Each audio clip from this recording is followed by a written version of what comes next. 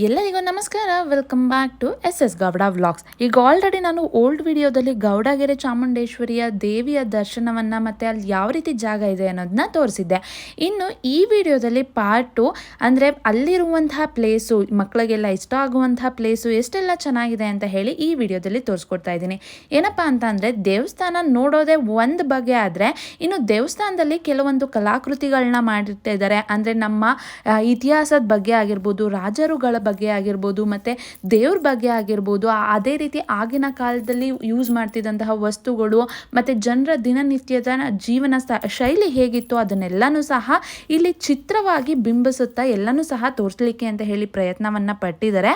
ಅದನ್ನು ಈ ವಿಡಿಯೋದಲ್ಲಿ ಪ್ರತಿಯೊಂದನ್ನು ಸಹ ನೋಡ್ತಾ ಇದ್ದೀವಿ. ಖಂಡಿತ ಇಲ್ಲಿಗೆ ಯಾರೇ ಹೋದ್ರೂ ಸಹ ಇದಕ್ಕೆ ಮಿಸ್ ಮಾಡ್ಕೊಳ್ಳೇಬೇಡಿ. ಎಂಟ್ರಿ ಟಿಕೆಟ್ ಬಂದ್ಬಿಟ್ಟು ಒಬ್ಬರಿಗೆ 50 ರೂಪಾಯಿ ಇರುತ್ತೆ.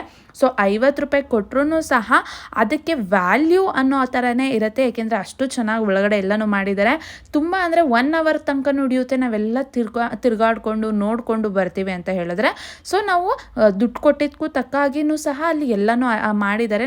ನೋಡೋಕ್ಕೂ ಸಹ ತುಂಬ ಚೆನ್ನಾಗಿರುತ್ತೆ. ಅದರಲ್ಲೂ ಮಕ್ಕಳನ್ನೇನಾದರೂ ಕರ್ಕೊಂಡು ಹೋದ್ರಂತೂ ಅವ್ರಿಗಂತೂ ತುಂಬ ಖುಷಿಯಾಗುತ್ತೆ. ಸೊ ಯಾರೆಲ್ಲ ಈ ಪ್ಲೇಸನ್ನು ಆಲ್ರೆಡಿ ವಿಸಿಟ್ ಮಾಡಿದ್ದೀರಾ ಮತ್ತು ನಿಮಗೆ ಹೇಗೆ ಅನ್ನಿಸ್ತು ಅಂತ ಹೇಳಿ ಕಮೆಂಟ್ ಮಾಡಿ ತಿಳಿಸಿ. ಹಾಗೆಯೇ ಇನ್ನೂ ನೀವು ಪ್ಲೇಸ್ನ ವಿಸಿಟ್ ಮಾಡಿಲ್ಲ ಅಂತ ಅಂದರೆ, ನಿಮಗೆ ಈ ವಿಡಿಯೋ ನೋಡಿದ್ಮೇಲೆ ವಿಸಿಟ್ ಮಾಡಬೇಕು ಅಂತ ಹೇಳಿ ಅನಿಸಿದ್ರೆ ಖಂಡಿತ ದೇವಿಯ ದರ್ಶನವನ್ನು ಮಾಡಿಕೊಂಡು ಅದಾದ ನಂತರ ಇಲ್ಲಿಗೆ ಖಂಡಿತವಾಗ್ಲೂ ಹೋಗಿ. ಇಲ್ಲಿಗೆ ಮತ್ತೆ ಬೇರೆ ಕಡೆ ಹೋಗಬೇಕು ಅಂತ ಏನಿಲ್ಲ, ದೇವಸ್ಥಾನದ ಒಳಗಡೆನೆ ಇಷ್ಟೆಲ್ಲ ವ್ಯವಸ್ಥೆ ಇದೆ.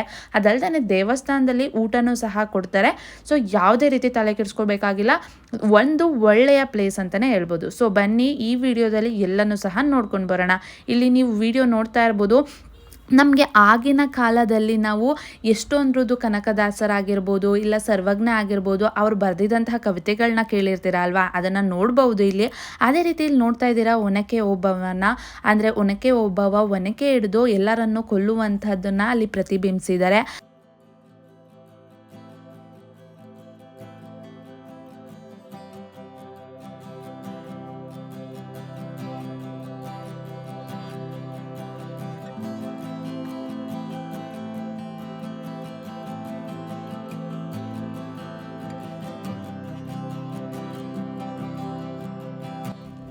ಇನ್ನು ಇಲ್ಲಿ ನೋಡ್ತಾ ಇರ್ಬೋದು, ಬಸವಣ್ಣನವರು ಮತ್ತು ಅಕ್ಕ ಮಹಾದೇವಿಯವರು ಮತ್ತು ಜೇಡರ ದಾಸಿಮಯ್ಯನವರು ಮತ್ತು ಇಲ್ಲಿ ಬಸವಣ್ಣನವರು ಪ್ರವಚನ ಮಾಡ್ತಾ ಇರೋದನ್ನು ಜನರುಗಳು ಕೂತ್ಕೊಂಡು ನೋಡ್ತಾ ಇರುವಂತಹ ಕಲಾಕೃತಿಯನ್ನು ಎಷ್ಟು ಸುಂದರವಾಗಿ ನಿರ್ಮಿಸಿದ್ದಾರೆ. ಅದೇ ರೀತಿ ಅಲ್ಲಿ ಎಲ್ಲನೂ ಸಹ ಎಕ್ಸ್ಪ್ಲೈನ್ ಮಾಡಿ ನೀಟಾಗಿ ಅವ್ರು ಯಾರ್ದ ಪ್ರತಿಬಿಂಬ ಅಂದರೆ ಯಾರ್ದ ಮೂರ್ತಿ, ಅದು ಯಾರನ್ನು ಚಿತ್ರಿಸಿದ್ದಾರೆ ಅಂತ ಹೇಳಿ ಪ್ರತಿಯೊಂದನ್ನು ಸಹ ಬರವಣಿಗೆಯಲ್ಲಿ ಕನ್ನಡದಲ್ಲೇ ಹಾಕಿದರೆ ಎಲ್ಲರಿಗೂ ಸಹ ನೋಡ್ತಿದ್ದ ಹಾಗೆಯೇ ಆ ಪ್ರತಿಮೆ ಯಾರ್ದಿರುತ್ತೆ ಅಂತ ಹೇಳಿ ಗೊತ್ತಾಗುತ್ತೆ. ಇನ್ನು ಮೇಲೆ ಬರ್ತಿದ್ದ ಹಾಗೆಯೇ ದುರ್ಗೆಯರನ್ನ ಅಲ್ಲಿ ತುಂಬ ಸುಂದರವಾಗಿ ತೋರಿಸಿದ್ದಾರೆ. ಪ್ರತಿಯೊಂದು ದೇವರು ಅವ್ರ ಪ್ರತಿರೂಪ ಯಾವ ಇರುತ್ತೆ ಅದನ್ನು ತುಂಬ ಕಲರ್ಫುಲ್ಲಾಗಿ ಹಾಕಿದ್ದಾರೆ.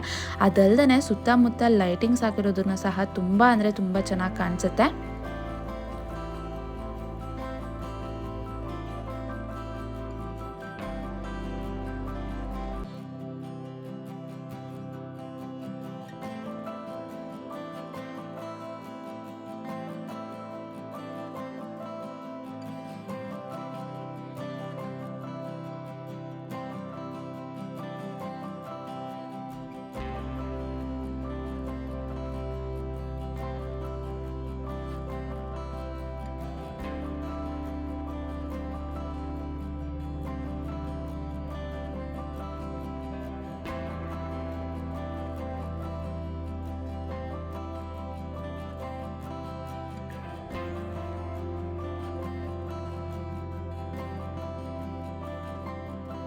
ನೋಡ್ತಾ ಇದ್ದೀರಾ ಅಲ್ವಾ, ಎಲ್ಲವೂ ಸಹ ಎಷ್ಟು ಕಲರ್ಫುಲ್ಲಾಗಿ ಎಷ್ಟು ಸುಂದರವಾಗಿ ಮಾಡಿದ್ದಾರೆ ಅಂತ ಹೇಳಿಬಿಟ್ಟು.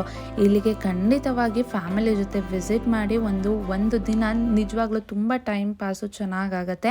ಹಾಗೆಯೇ ಖುಷಿ ಕೊಡುತ್ತೆ. ಮಕ್ಕಳಿದ್ರಂತೂ ತುಂಬ ಎಂಜಾಯ್ ಮಾಡ್ತಾರೆ. ಇಲ್ಲಿ ದೇವರ ವಿಗ್ರಹಗಳಂತೂ ಎಷ್ಟು ಸುಂದರವಾಗಿ ಕೆತ್ತಿದ್ದಾರೆ ಅಂದರೆ ನೋಡೋಕ್ಕೆ 2 ಕಣ್ಣು ಸಾಲದು. ಸೊ ಇದು ಪಾರ್ಟ್ 2 ವಿಡಿಯೋ ಆದ್ರೂ ಸಹ ಇನ್ನೂ ಒಳಗಡೆ ತುಂಬ ಕಲಾಕೃತಿಗಳಿದೆ. ಅದನ್ನೆಲ್ಲ ನಾನು ನೆಕ್ಸ್ಟ್ ವಿಡಿಯೋದಲ್ಲಿ ಅದನ್ನೆಲ್ಲ ಕಂಪ್ಲೀಟಾಗಿ ತೋರಿಸ್ತೀನಿ. ಸೊ ಇದು ಈ ವಿಡಿಯೋದ ಕೆಲವೊಂದಷ್ಟು ಕವರ್ ಮಾಡಿರುವಂತಹ ಕೆಲವೊಂದು ಕಲಾಕೃತಿಗಳು. ಐ ಹೋಪ್ ನಿಮಗೆ ಇಷ್ಟ ಆಗಿರುತ್ತೆ ಅಂತ. ಇಷ್ಟ ಆಗಿದ್ರೆ ಲೈಕ್ ಮಾಡಿ, ಶೇರ್ ಮಾಡಿ, ಹಾಗೆ ನಮ್ಮ ಚಾನಲನ್ನು ಸಬ್ಸ್ಕ್ರೈಬ್ ಮಾಡೋದನ್ನು ಮರಿಬೇಡಿ. ಧನ್ಯವಾದಗಳು.